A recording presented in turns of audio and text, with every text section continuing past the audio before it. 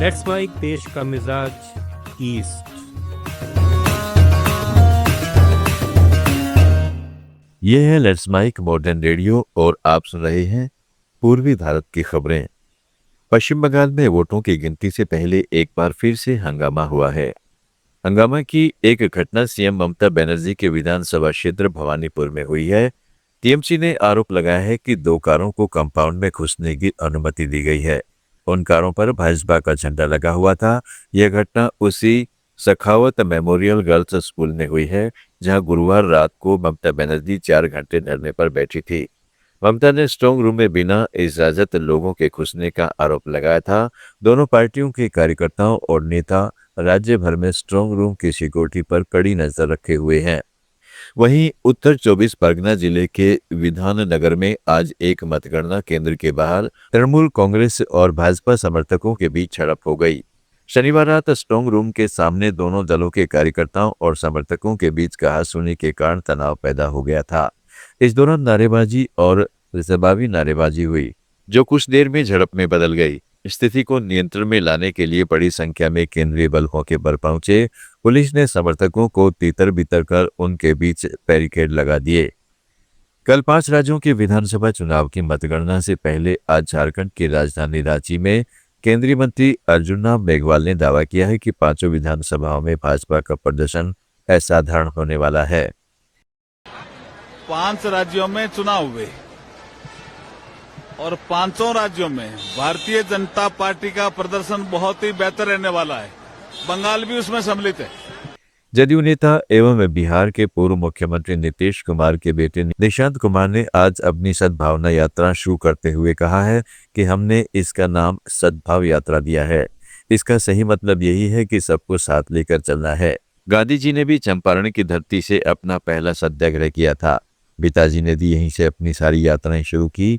मैं भी वहीं से अपनी यात्रा की शुरुआत कर रहा हूँ। हमने इसका नाम सद्भाव यात्रा दिया है।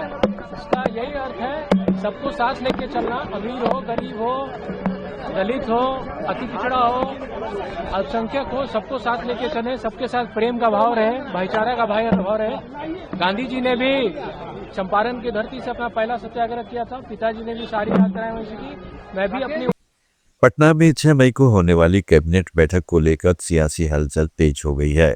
मुख्यमंत्री सम्राट चौधरी की अध्यक्षता में होने वाली इस बैठक में कई बड़े फैसलों पर मुहर लगने की संभावना है। माना जा रहा है कि इस बैठक में राज्य से जुड़े कई महत्वपूर्ण प्रस्तावों को मंजूरी दी जा सकती है। सूत्रों के अनुसार सम्राट चौधरी दिल्ली से लौटते ही विकास योजनाओं, प्रशासनिक सुधारों और विभिन्न विभागों से जुड़े लंबित प्रस्तावों पर निर्णय ले सकते हैं। मंत्रिमंडल विस्तार पर भी फैसला किया जा सकता है। छत्तीसगढ़ के कांकेर जिले में 2 मई को नक्सलियों द्वारा डंप किए गए विस्फोटक को नष्ट करते हुए एक भीषण हादसे में बस्तर लड़ाकू बल के 4 जाबाज जवान शहीद हो गए।